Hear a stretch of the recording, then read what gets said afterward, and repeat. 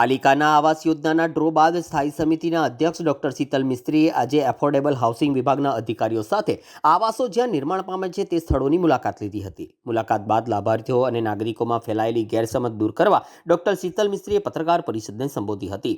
Doctor મિસ્ત્રીએ જણાવ્યું હતું કે આવાસ યોજનામાં ડ્રો માત્ર પ્રાથમિક પ્રક્રિયાનો ભાગ છે.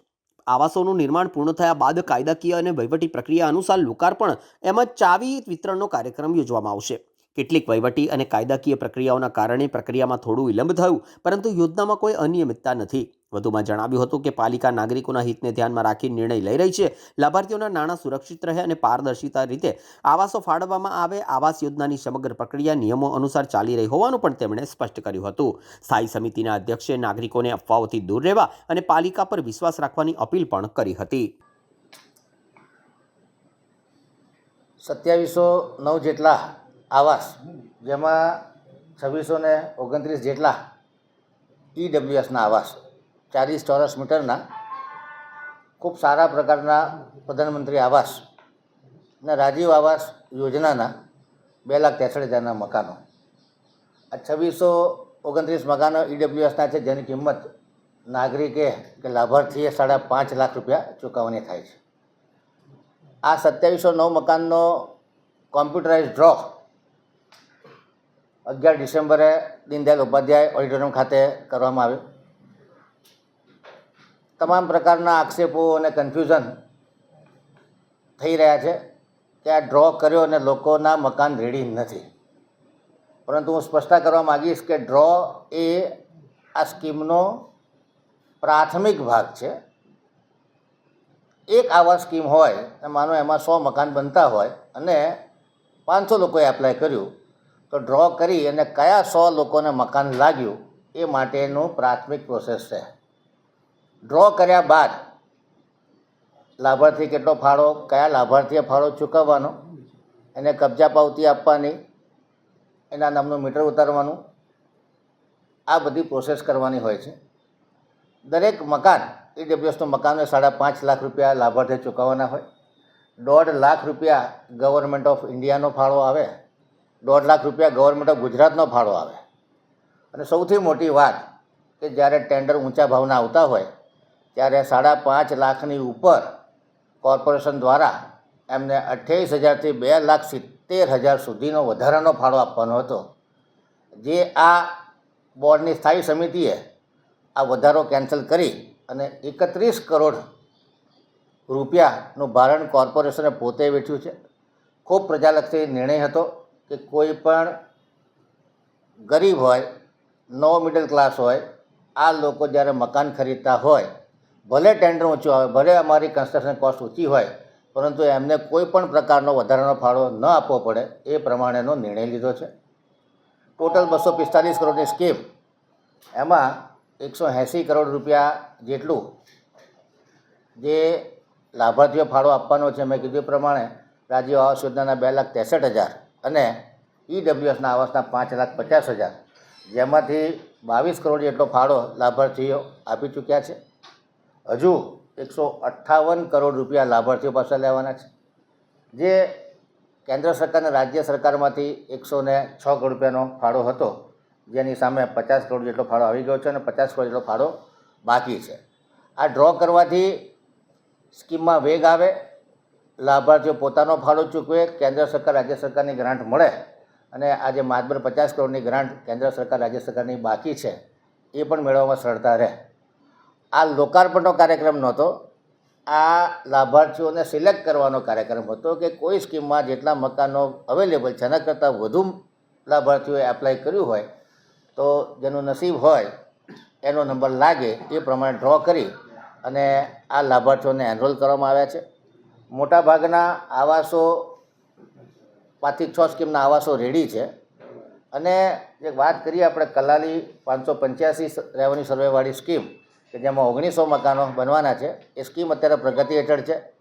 45%થી 50% કામ પતી ગયું છે અને સ્કીમ પૂરજોશમાં પ્રોગ્રેસમાં છે. એમાં ફેઝ 1માં 700 જેટલા મકાનો એમાં લાભાર્થીઓને મળશે અને બાકીના 1200 મકાનો ડિસેમ્બર 2026 સુધીમાં પૂર્ણ થશે. અને બાકીની જે સ્કીમો છે એ સ્કીમોમાં મોટાભાગના આવાસો ફેબ્રુઆરી કે એની પહેલાં મળી શકશે. એટલે કહેવાનો મતલબ કે 2709 મકાનો છે, એમાંથી આ જે 1900 મકાનો કલાલીના છે એ મે અને ડિસેમ્બર 2026 સુધીમાં લાભાર્થીઓને મળશે. આ લાભાર્થીઓ એનરોલ કરે, એમને લોન લેવાની હોય, કારણ કે એમને 5,50,000નો ફાળો ચૂકવવાનો હોય, એના માટે એમને નાણાંની વ્યવસ્થા કરવાની હોય, લોન લેતા હોય, એ બધી તમામ પ્રોસેસ પૂરી થાય, એમની આકારણી થાય, એમના લાઇટ મીટર ઉતરે, ત્યારબાદ એ લોકોને આપવામાં આવશે. એનો લોકાર્પણનો કાર્યક્રમ પણ અલગથી કરવામાં આવતો હોય છે. એટલે કન્ફ્યુઝન થયું કે ડ્રો કર્યો એટલે મકાન રેડી હોય, એવું ના હોય. ડ્રોથી લાભાર્થીઓ સિલેક્ટ કરવામાં આવ્યા છે. જે લકી લાભાર્થીઓ છે એમનો નંબર લાગી ગયો છે અને એ માટેનો ડ્રોનો કાર્યક્રમ કરવામાં આવ્યો હતો. ખાસ કરીને માનનીય વડાપ્રધાન નરેન્દ્ર મોદીએ જે પ્રધાનમંત્રી આવાસ યોજના 1.0 અંતર્ગત આખા ભારતભરમાં શહેરી વિસ્તાર અને રૂરલ વિસ્તારમાં 4 કરોડ આવાસો બનાવ્યા છે. 2024માં પ્રધાનમંત્રી આવાસ યોજના 2.0 ચાલુ થઈ છે. આવનારા 5 વર્ષમાં તમામ લોકોને રહેવાનું ઘર મળે એ માટેના પ્રયત્નો થઈ રહ્યા છે. આવનારા 5 વર્ષમાં એટલે કે 2029 સુધીમાં બીજા 2 કરોડ આવાસો, જેમાંથી 1 કરોડ આવાસ શહેરી વિસ્તારમાં બનવા જવાના છે. માનનીય વડાપ્રધાન નરેન્દ્ર મોદીનું 11 વર્ષનું શાસન સેવા, સુશાસન, ગરીબ કલ્યાણને સમર્પિત રહ્યું છે. માનનીય વડાપ્રધાન નરેન્દ્ર મોદીનું શાસન ગરીબ, નિયો મિડલ ક્લાસ અને વંચિતો કે જે લોકો ગરીબ તબક્કાના છે, અંત્યોદયની વિચારધારાને આધારે એમનું ઇરિવર્સિબલ એમ્પાવરમેન્ટ થાય, એટલે કે અફર સશક્તિકરણ થાય, એ દિશામાં કામ કરી રહ્યા છે. સરકારની તમામ યોજના તમામ નાગરિકો સુધી પહોંચે, એટલે કે તમામ સ્કીમમાં 100% સેચ્યુરેશન થાય અને લોકોની આકાંક્ષા પ્રમાણે ગરીબોની બેલી અને નોંધણીના આધાર જેવી ગરીબ કલ્યાણલક્ષી યોજનાઓ માનનીય વડાપ્રધાન નરેન્દ્ર મોદી દ્વારા કરવામાં આવી રહી છે. તમામ ગરીબો આવી યોજનાઓને આવકારી રહ્યા છે. અને આજના જમાનામાં જ્યારે જમીનો અને કન્સ્ટ્રક્શન કોસ્ટ ઘણી ઊંચી હોય, ત્યારે જે મકાન ફક્ત 5.5 લાખ રૂપિયામાં મળે છે, આ મકાનો તૈયાર થતાં એની બજાર કિંમત 15 લાખ કરતાં વધુ થાય. ઘર એ માણસના સુખનું કેન્દ્ર બને છે.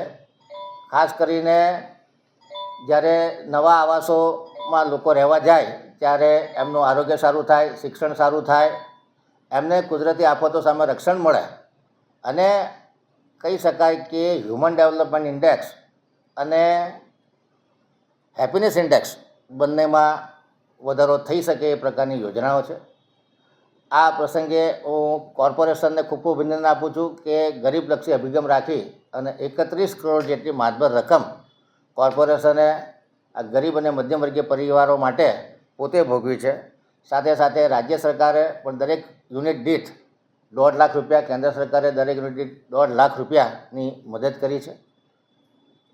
અમુક સ્કીમોમાં ટીપીનું વેરિએશન હોય, ડિઝાઇનમાં ફેરફાર થયો હોય તો નાના મોટા ડિલે કોર્પોરેશન એટલે કે વહીવટી ગૂંચને કારણે આવ્યા છે.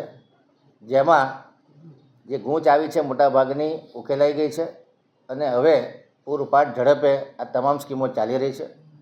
જેની ક્વોલિટી સારી રીતે જળવાય, મકાનની ડ્યુરેબિલિટી વધે, સારામાં સારી સુવિધાઓ ઊભી થાય, દરેક સ્કીમમાં એસોસિએશન બને અને તમામ નાગરિકો પોતાને